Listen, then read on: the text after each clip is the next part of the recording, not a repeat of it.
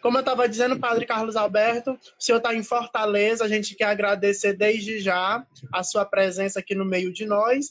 E hoje o Padre Carlos Alberto ele vai trazer um tema, aliás, a gente vai debater um tema a respeito da juventude no aspecto de propagar a esperança nesse tempo de pandemia. Muito obrigado, Padre Carlos Alberto, por aceitar o convite. E como é de praxe, a gente vai primeiro fazer uma breve reflexão do Evangelho, depois a gente vai fazer a oração do Ângelus, e aí nós começamos o nosso conteúdo. Vou fazer agora a leitura do Evangelho do dia de hoje, que está escrito lá em São Marcos, capítulo 12, versículo 38 ao 44. O Senhor esteja conosco. Ele está no meio de nós. Proclamação do Evangelho de Jesus Cristo, segundo Marcos. Glória a vós, Senhor. Ele lhes dizia em sua doutrina: guardai-vos dos escribas que gostam de andar com roupas compridas, de ser cumprimentados nas praças públicas e de sentar-se nas primeiras cadeiras nas sinagogas e nos primeiros lugares nos banquetes. Eles devoram os bens das viúvas e dão aparência de longas orações. Estes terão um juízo mais rigoroso. Jesus sentou-se defronte do cofre de esmola e observava como o povo deitava dinheiro nele. Muitos ricos depositavam grandes quantias. Chegando uma pobre viúva, lançou 2 moedas, no valor de apenas um quadrante. E ele chamou seus discípulos e disse-lhes: em verdade vos digo, esta pobre viúva deitou mais do que todos os que lançaram no cofre, porque todos deitaram do que tinham em abundância. Esta, porém, pôs de sua indigência tudo o que tinha para o seu sustento. Palavra da salvação. Glória a vós, Senhor. Passo a palavra para o senhor, Padre. Esse evangelho nos lembra, não é, que Jesus ele sempre esteve preocupado com aquilo que era essencial, né? Enquanto os doutores, mestres da lei, né, e a gente vê aí na questão do templo, né, cada um querendo apresentar as coisas para aparecer. Então, Jesus chama a atenção para o essencial, né? Porque Jesus sabe e conhece muito bem o coração de cada pessoa. Então, Jesus observava tanto, né, aqueles doutores da lei, então levando as coisas valiosas para o templo, para a oferta, e ao mesmo tempo ele olhava o coração daquela pobre mulher, daquela viúva, né? As viúvas eram muito maltratadas no templo, porque eram mulheres muito pobres, e, na verdade, oferecer aquela única moeda era oferecer, na verdade, toda a riqueza que ela tinha, né? Então, Jesus chama a atenção exatamente para aqueles que faziam, né, as suas orações e orações muito prolongadas, não usando da sinceridade do coração, mas, sobretudo, com aquela intenção de explorar as pessoas, né? Então, para Jesus, não conta, repito, não conta a aparência, mas conta a simplicidade, a sinceridade do coração. E mais do que oferecer ofertas para Jesus, eu preciso oferecer a minha vida. E oferecer a minha vida através do serviço que eu posso prestar àqueles que precisam da minha palavra, da minha atenção, do meu cuidado, né? Então, essa é a mensagem do Evangelho de hoje, né? Pronto. Viva. Obrigado, Padre Carlos Alberto. E assim a gente pode dizer: louvado seja nosso Senhor Jesus Cristo. para sempre seja louvado. Agora a gente convida vocês a fazerem um instante de silêncio depois de meditarmos essa santa palavra do Senhor. Pedir ao Senhor que as palavras do Santo Evangelho possam penetrar no nosso coração, mudar as nossas vidas, nos converter. E juntos nós vamos rezar. O anjo do Senhor anunciou a Maria. E ela concebeu do Espírito Santo. Eis aqui a serva do Senhor. Faça-se em mim segundo a vossa palavra. E o Verbo divino se fez carne. E habitou entre nós. Ave Maria, cheia de graça, o Senhor é convosco. Bendita sois vós entre as mulheres, bendito é o fruto do vosso ventre, Jesus. Santa Maria, Mãe de Deus, rogai por nós, pecadores, agora e na hora de nossa morte. Amém. Glória ao Pai, ao Filho e ao Espírito Santo. Como era no princípio, agora e sempre. Amém. Glória ao Pai, ao Filho e ao Espírito Santo. Como era no princípio, agora e sempre. Amém. Glória ao Pai, ao Filho e ao Espírito Santo. Como era no princípio, agora e sempre. Amém. Oremos, infundi, Senhor, em nossas almas a vossa graça, para que nós que conhecemos a encarnação de Jesus Cristo, vosso Filho, pelo anúncio do anjo, possamos chegar, por sua paixão e morte de cruz, às glórias da ressurreição. Por nosso Senhor Jesus Cristo, vosso Filho, na unidade do Espírito Santo. Amém. Feito o momento de oração, nós agora vamos começar o nosso bate-papo formativo, aquilo que nós trazemos como tema. Somos jovens, com Maria anunciamos a esperança em tempos de pandemia. Padre Carlos Alberto, fique à vontade para o senhor nos enriquecer com esse tema. Eu apenas pontuei aqui algumas coisas, né? Com esse tema, somos jovens com Maria, anunciamos a esperança em tempo de pandemia.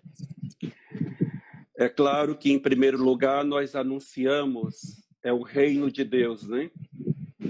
E o reino de Deus, é claro, é o reino da vida, é o reino da justiça, é o reino do amor, é o reino da solidariedade, é o reino da compaixão, é o reino da misericórdia. Onde há a ausência de tudo isso, há a ausência do amor de Deus no ser humano.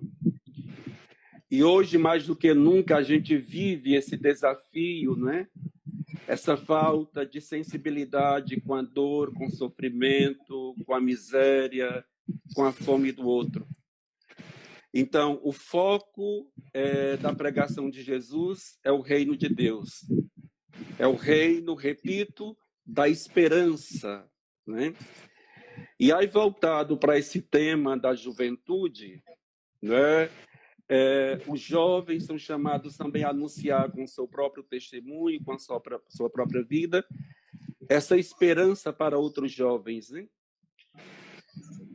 A gente tem escutado, né, em conversa pessoal, muitos jovens também ao longo desse tempo, desanimados, deprimidos e perdidos. Quando eu digo perdidos, é pelo fato de não saberem lidar com essa situação atípica que a gente está vivendo, não só os jovens, mas tanta gente perdida, porque, de fato, é um tempo que a gente nunca sonhou, nunca esperou, jamais passou pela nossa cabeça que viveríamos um tempo desse, né? E aí, aquelas pessoas que já tinham essa tendência à depressão, à angústia, ao isolamento, isso facilitou mais ainda, né? Então, isso está exigindo de nós, como cristãos, como cristãs, anunciar de fato a esperança, anunciar a vida. E aí, como o tema é com Maria, né, anunciamos essa esperança, eu peguei um pouco o Evangelho das Bodas de Caná, né, João 2, né, de 1 a 12, em que Maria está presente junto com Jesus, Maria que fez parte de toda a vida de Jesus, desde o nascimento, a fuga para o Egito, Maria sempre protegendo a vida, né?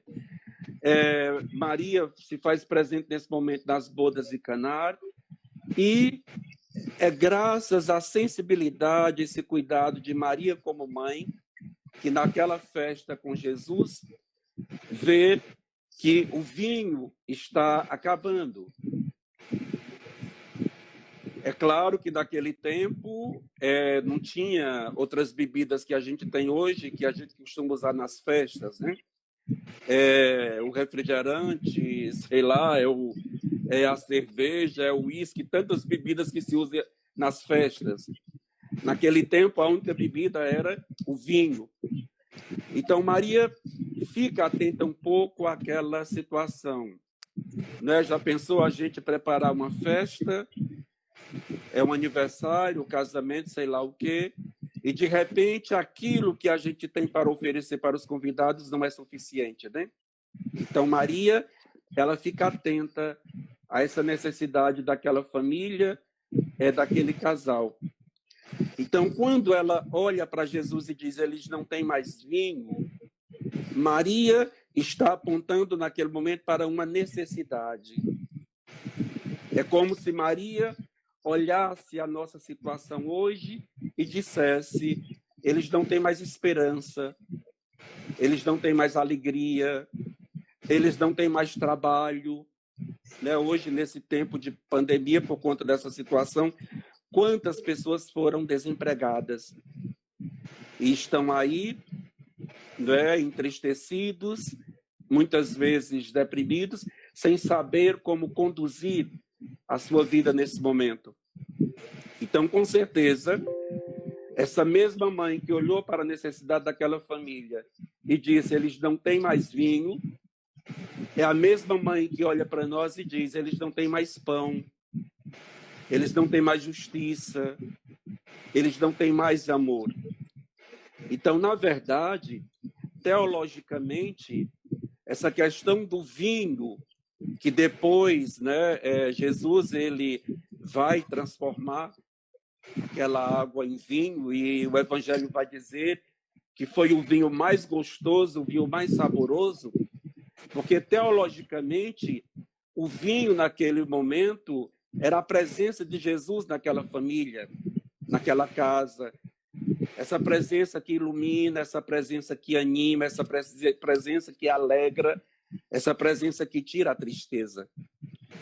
Então, nós somos chamados, sem dúvida, assim como Maria, também ficar um pouco atento e atenta à necessidade de cada um. E, principalmente, aquele que está do nosso lado. Nesse tempo de pandemia, tempo de isolamento físico, né? Porque há quem diga que estamos no isolamento social, mas não é um isolamento social, é um isolamento físico. O social está acontecendo. Nós estamos aí nos meios de comunicação. Eu acompanho alguns casais aqui em Fortaleza e a gente está sempre fazendo reuniões, né? Estamos aí sempre online nessas reuniões. Então, o social está acontecendo, a comunidade está acontecendo. Então, nós estamos em isolamento físico. E isso não deve tirar de nós essa alegria do cuidado com o outro, o zelo pelo outro, a atenção pelo outro. Então, a partir de casa, o próprio jovem, é claro que é cada um de nós, mas nesse contexto da juventude, é chamado a ser essa presença de esperança, de alegria para aqueles que estão do nosso lado, para aqueles que estão em casa, né? Então, como Maria, somos chamados e chamadas a anunciar essa esperança. Uma esperança que renova, uma esperança que edifica, uma esperança que nos faz viver, né? Mesmo diante de tantos sinais de mortes que a gente está presenciando aí ao longo desse tempo. Tantas famílias enlutadas e vivendo assim um tempo tão pesado, tão difícil, que as famílias hoje não podem nem celebrar os rituais de despedida dos seus entes queridos, né? E a gente sabe que isso dificulta muito ainda essa questão da elaboração do luto. Então, hoje, no sábado, né, que para nós cristãos católicos é o dia dedicado a Nossa Senhora, peçamos que Maria ela interceda por nós, ela interceda pelas juventudes, para que os jovens possam, de fato, ser esse sinal de esperança para tantos outros jovens desanimados, né? Então, inicialmente, assim, é dessa maneira que eu vejo, e foi exatamente nesse evangelho que eu pensei, né? Já que o nosso assunto é essa presença de Maria como aquela que anuncia a esperança, nós também devemos nos perguntar que esperança nós estamos anunciando? A quem nós estamos levando essa esperança? Quem está precisando dessa palavra e dessa presença motivadora? Eu não sei se dentro desse contexto teria alguma palavra, alguma pergunta, eu não sei.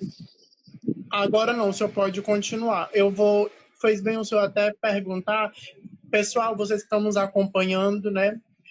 Quem quiser já deixar suas perguntas, vocês podem deixar nos comentários, que logo no final nós vamos ter um tempo para fazer as perguntas. Mas, Padre Carlos Alberto, pegando o seu gancho na questão de... O senhor falou justamente nesse quesito de esperança dos jovens, a gente vê muitos jovens perdidos, como o senhor falou, mas dentro do contexto. Eu queria lhe perguntar uma coisa. Aliás, lhe perguntar não, umas perguntas que surgem muito na internet. Como é que podemos devolver a esperança para um jovem? Então, é claro que nós não somos responsáveis por aquilo que sentimos, né? Nós somos responsáveis por aquilo que fazemos a partir dos nossos sentimentos. Então, eu não sou responsável pela tristeza que eu sinto. A realidade que me rodeia pode me levar a um momento de tristeza, de desânimo e até de depressão, né?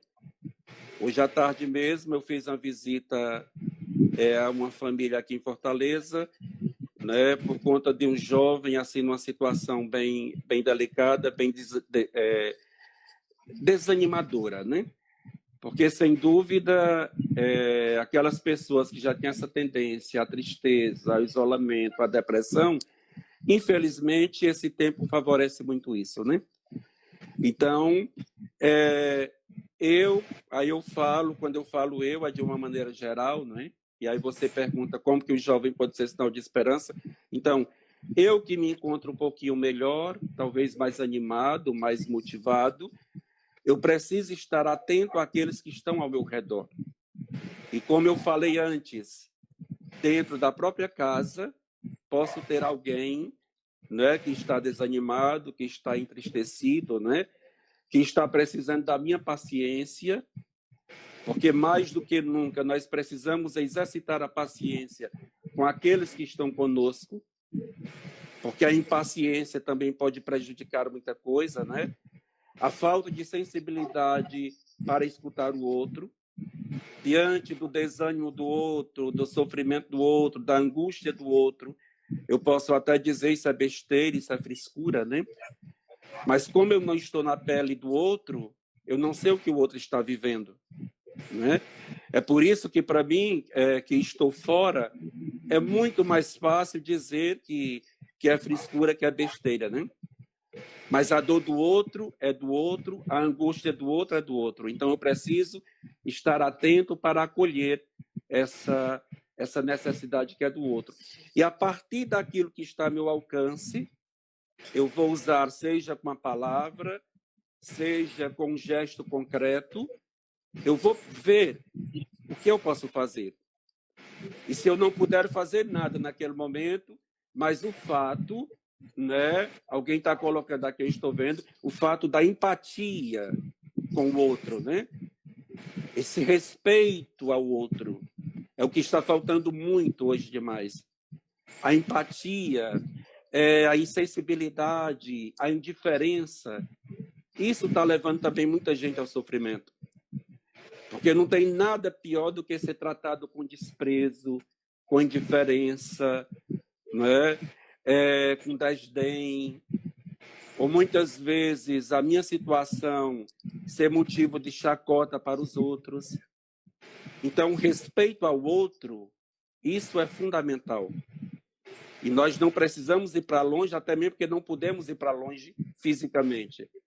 Mas nós precisamos olhar, repito, aqueles que estão ao nosso redor, que isso é importante. Então, eu vejo que, dessa maneira, os jovens podem ser esperança de vida para muitos outros jovens.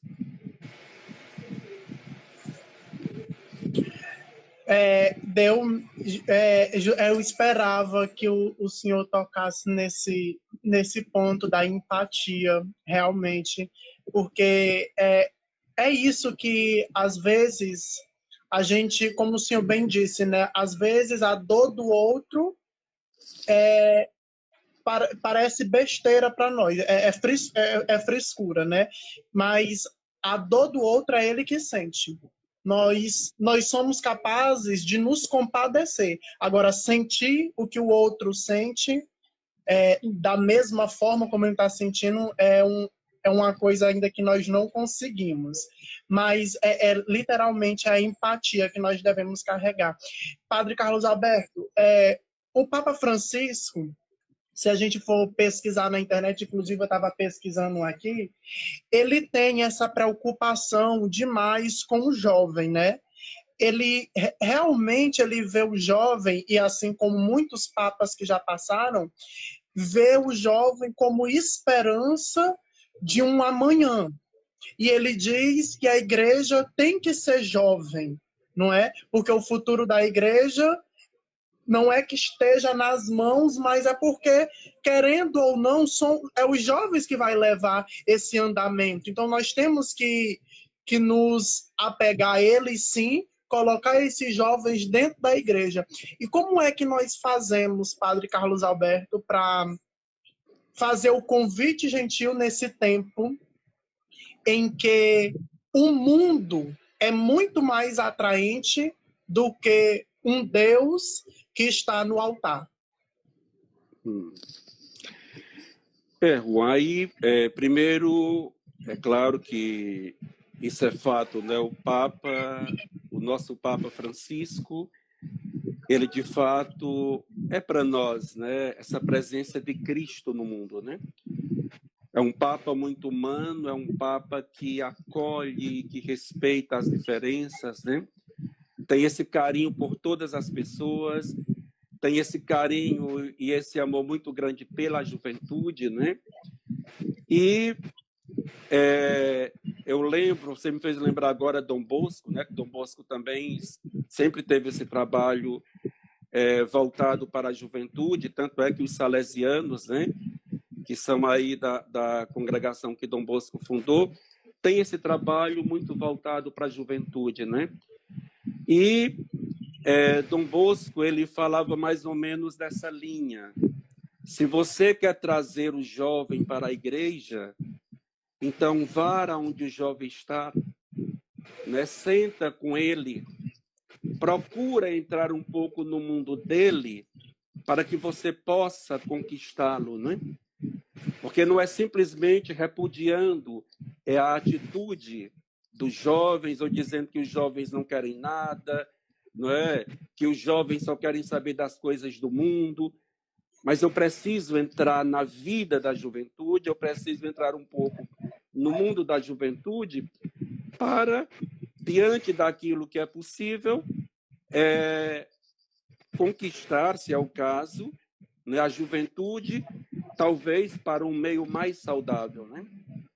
Mas jamais eu vou usar dessa linguagem. O jovem não quer nada, os jovens só querem saber do que não presta, e a realidade é outra, né? Porque cada jovem tem a sua origem, cada jovem tem a sua história, e é por isso que eu não devo julgar o outro a partir daquilo que eu vejo.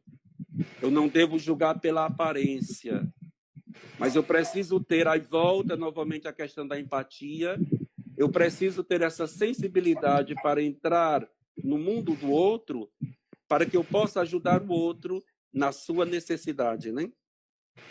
Aí a gente aí volta para o evangelho que eu iniciei aí, as bodas de Caná, né?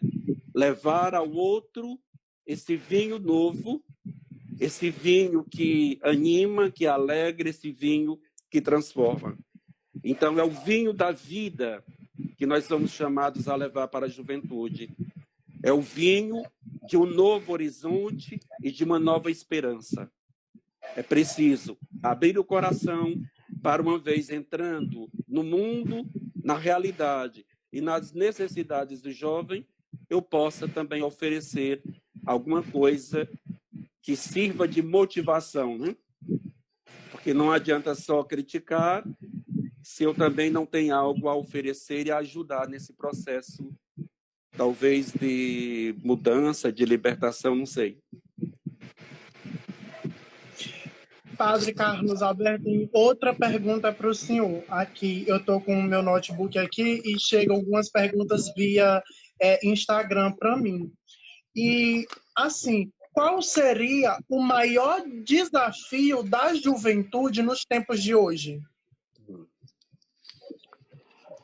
Olha, eu vejo que o maior desafio é essa falta de perspectiva, né? Essa falta de perspectiva. Os jovens se encontram hoje assim muito desanimados, muito desmotivados, né? Até mesmo aqueles que estão na faculdade, aqueles que estão na universidade, né? Às vezes, diante do próprio curso que está fazendo, é como se não visse muita perspectiva, muita esperança, né? E aí, às vezes, até troca de curso, não é? Pensando que pode melhorar. Depois vê uma realidade como temos hoje, né? Tantos profissionais qualificados, mas muitas vezes não encontram um campo de trabalho, né? Não encontram um campo de atuação onde ele possa desenvolver as suas habilidades e até mesmo colocar em prática aquele curso que foi feito, aquele curso que foi realizado, né? Então, essa questão profissional é uma das coisas que a gente vê que assim, é muito preocupante também na juventude, né? Depois, a gente vive numa sociedade marcada pelo imediatismo, né? É como se a gente quisesse logo ver uma resposta para tudo, uma resposta para os problemas, uma resposta para as angústias. E aí, como a gente não tem essa resposta imediata, vem a impaciência e muitos jovens vão enveredando, às vezes pelo mundo das drogas, às vezes pela depressão, muitas vezes com ideação suicida, né? Então, é uma situação assim muito delicada e um tempo muito delicado que a gente está vivendo, né? É claro que os desafios da juventude são os mais diversos, né?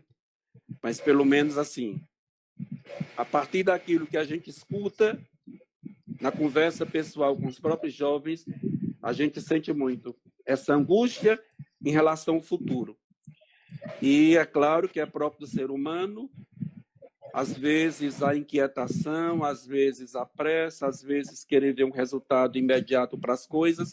Isso faz com que a gente atropele muita coisa na vida e, literalmente, a gente corre o risco de atropelar muitas vezes a própria vida, que é o que tem acontecido com muitos jovens, infelizmente, né? Rompendo, desistindo da vida, não é? E, infelizmente, apagando a luz da vida pelo fato dessa angústia, dessa ansiedade, desse imediatismo, que, é claro, humanamente nós não temos uma resposta assim imediata para as coisas, né? Padre Carlos Alberto, esse assunto ele vai entrar para nós na questão da depressão. E eu vou falar esse assunto com o senhor porque eu acompanho suas redes sociais e eu vejo a sua preocupação com jovens e pessoas que têm esse, vamos dizer assim, esse problema, não é, da depressão, o que é muito grave na sociedade hoje, em pleno século XXI. E a gente sabe que com a pandemia, nesse isolamento, o número, ele cresce também. É um fato que nós temos hoje, que ele cresce. Como é que nós podemos estar interligando a questão da depressão com a pandemia e a falta de esperança? Como é que o senhor poderia hoje dizer para as pessoas que sofrem em casa como a esperança pode ajudar elas nesse tempo em que nós estamos vivendo? Uhum. Eu volto para aquilo que eu falava antes, né? Então, eu que estou melhor, eu que estou, né, bem em relação ao outro, né? Então, volto a tocar no assunto que é fundamental, essa questão de paciência, né? Porque a depressão é uma dor na alma, é uma dor psíquica e uma dor assim tão cruel que nem a própria pessoa sabe descrever, né? A pessoa não sabe nem porque foi o caso desse jovem que eu visitei hoje, né? Olha, eu estou assim e assim, não sinto mais alegria para nada, mas eu não sei dizer. Então, é uma situação que a própria pessoa não sabe descrever, não sabe dizer aonde dói. No nosso caso, ou em outros casos, né, sei lá, uma dor de cabeça, uma dor de barriga, eu posso dizer onde dói, eu estou sabendo onde está doendo, posso tomar uma medicação, um remédio e melhora. A dor psíquica, a dor na alma, é uma dor tão profunda que nem a pessoa sabe descrever.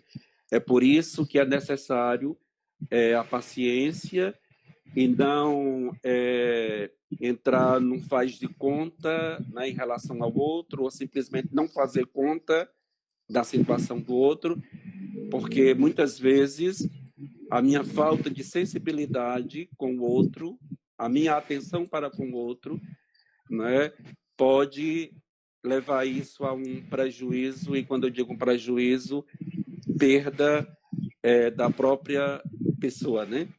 Da própria pessoa. Então, só o fato de ter um pouco de paciência, ter um pouco de cuidado, um pouco de sensibilidade, isso já é um sinal de esperança na vida daquela pessoa, né? Porque, assim, a gente tem acompanhado de perto muitos casos, muitas situações, né?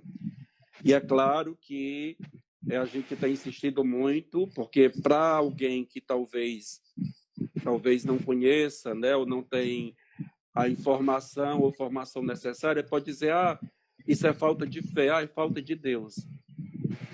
Se fosse falta de fé, se fosse falta de Deus, não tinha tantos religiosos também sofrendo essa questão da depressão. Então, não é falta de Deus, não é falta de fé. A dor psíquica, repito, é uma dor tão intensa, é uma dor tão profunda e, ao mesmo tempo, uma dor estranha, no sentido da pessoa não conseguir descrever aquela dor, aquele sofrimento.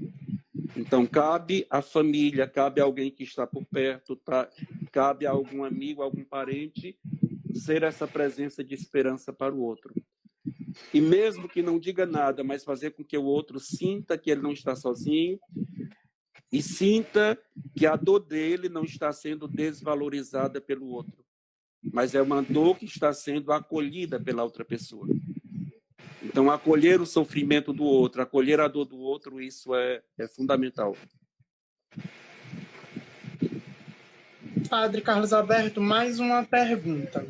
Aqui estão perguntando como ter esperança, e aí ela coloca aqui, né? Como ter esperança e fé ao mesmo tempo em algo que não vemos. Eu acho que ela quis dizer em questão a Deus mesmo. Nós não podemos ver a Deus, mas devemos ter esperança e fé nele. Como é que a gente vai... Aí ela pergunta, como é ter fé e esperança em algo que não vemos? Em primeiro lugar, a fé é um dom, não é? A fé é um dom e eu preciso constantemente pedir a Deus esse dom da fé. É por isso que, no outro momento lá no Evangelho, o discípulo vai dizer, não é, Senhor, creio, mas aumenta a minha fé. Ou então, Senhor, cremos, mas aumenta a nossa fé. Então, a fé é um dom e, é claro, a fé é acreditar naquilo que eu não vejo, é acreditar naquilo que não foi realizado ainda, mas eu vou alimentando a fé daquilo que é possível. É por isso que entra essa questão da esperança, né? Gosto muito de Paulo Freire, e aí, quando ele fala dessa questão da esperança, ele fala a esperança no sentido do verbo esperar e a esperança no sentido do verbo esperançar. A esperança no sentido do verbo esperar, eu posso simplesmente ficar aguardando que algo, sei lá, caia do céu, fico aqui de braços cruzados, esperando simplesmente que as coisas aconteçam. E aí, quando Paulo Freire vai falar da esperança no sentido do verbo esperançar, é porque ao mesmo tempo em que eu vou alimentando a fé, a confiança, eu vou fazendo a minha parte para que a coisa aconteça. Então, a nossa esperança em Deus, é claro, nós esperamos, nós confiamos em Deus, mas ao mesmo tempo nós vamos fazendo a nossa parte, porque sem dúvida Deus faz a parte dele. Mas o que é que eu estou fazendo?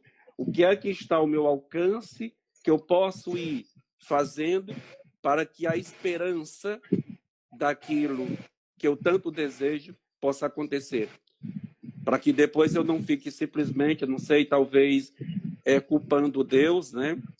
Onde é que está Deus que não vê, sei lá, a fome do povo? Onde está Deus que não vê a miséria do povo? Onde está Deus que não vê, né, tanta situação triste? Mas aí entra também um pouco a nossa responsabilidade, né? Então, não sei se a pergunta foi nessa linha, mas, de qualquer forma, acho que a questão da fé e a esperança passa um pouco por essa dimensão. Padre, tenho uma pergunta aqui, tem várias perguntas, aliás, a respeito da depressão, e eu vou selecionar uma aqui. Pessoas que perdem uma pessoa próxima, e aqui foi por Covid, né, pelo novo vírus, tendem a ter depressão, e o que ela deve fazer para evitar que ela caia nessa doença da depressão? Eu acho que eu falei um pouco isso, né? A questão do que esse tempo tem favorecido muito para isso, né? Para depressão, para a questão da angústia, né? Esse próprio tempo assim atípico que a gente está vivendo favoreceu muito isso, né? E é claro que a tendência de alguém que está angustiado, alguém que está deprimido, é entrar cada vez mais, buscar cada vez mais o isolamento, a distância dos outros, não querer ver ninguém, não querer falar com ninguém, né? E é claro, assim, é bom que exista um esforço por parte da pessoa nesse sentido, né?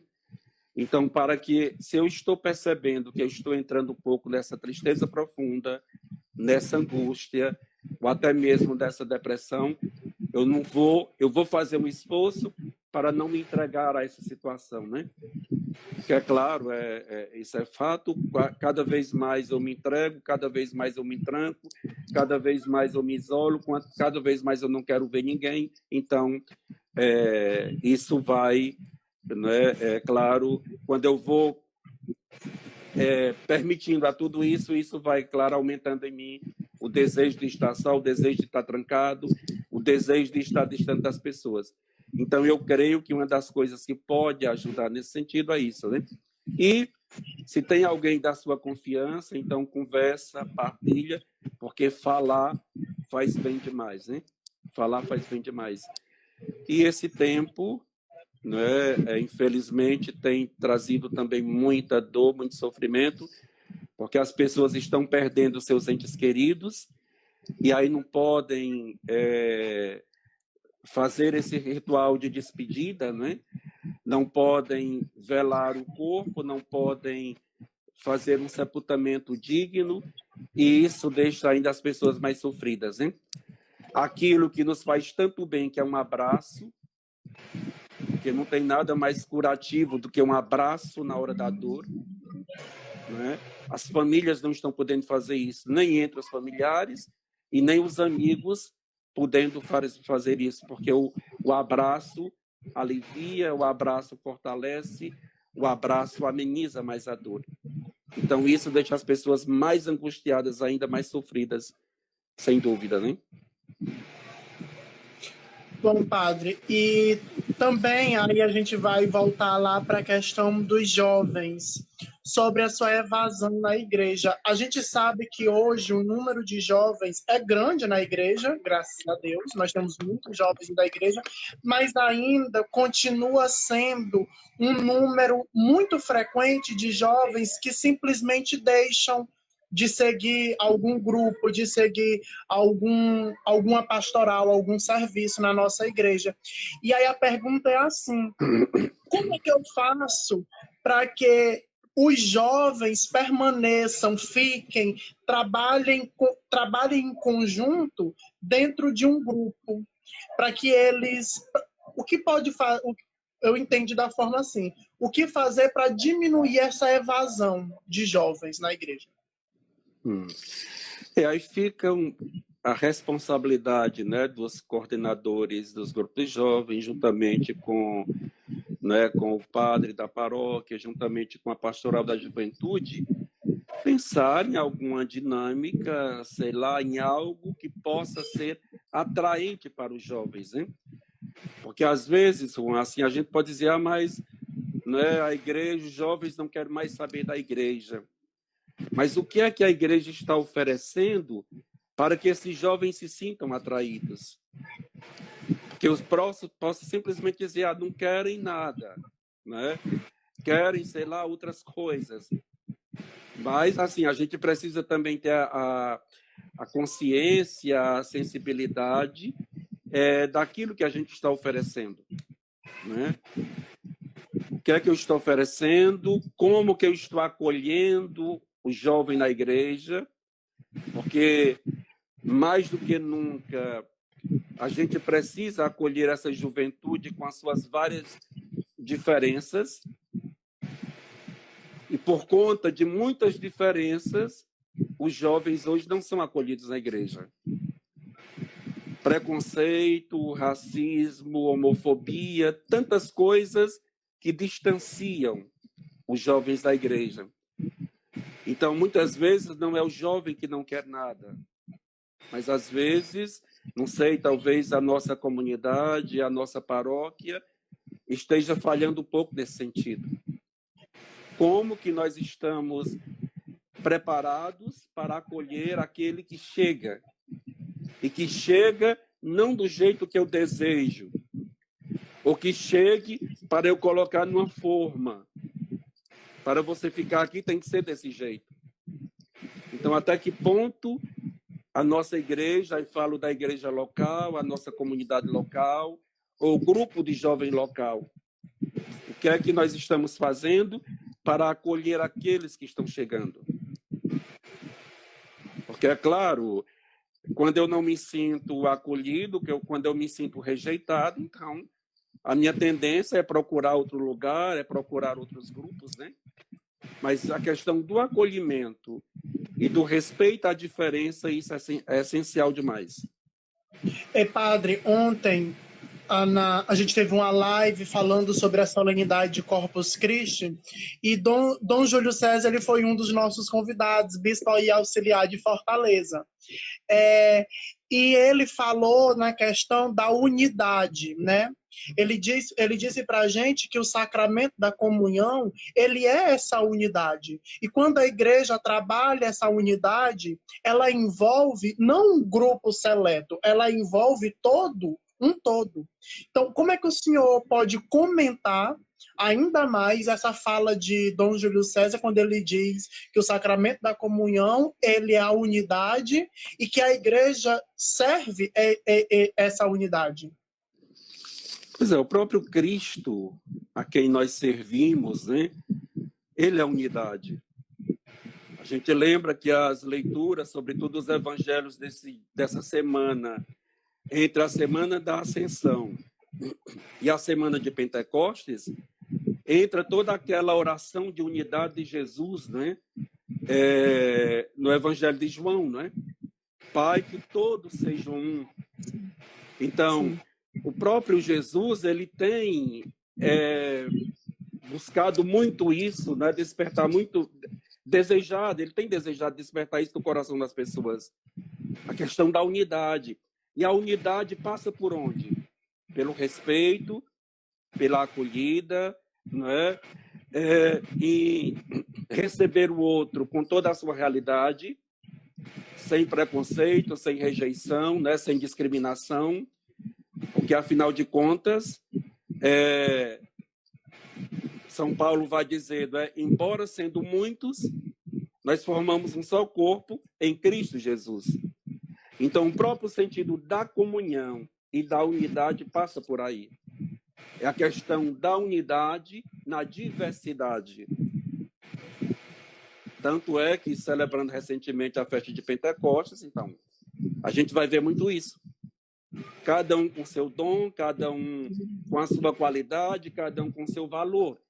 Então, é importante que cada qualidade, cada valor, cada dom seja acolhido, para que, somando, a gente, de fato, entre nessa unidade, a gente entre nessa comunhão.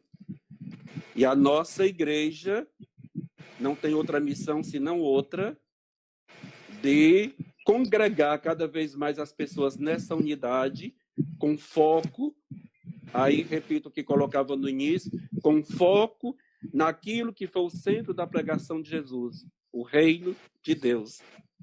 Reino de amor, reino de justiça, reino de paz, reino de unidade.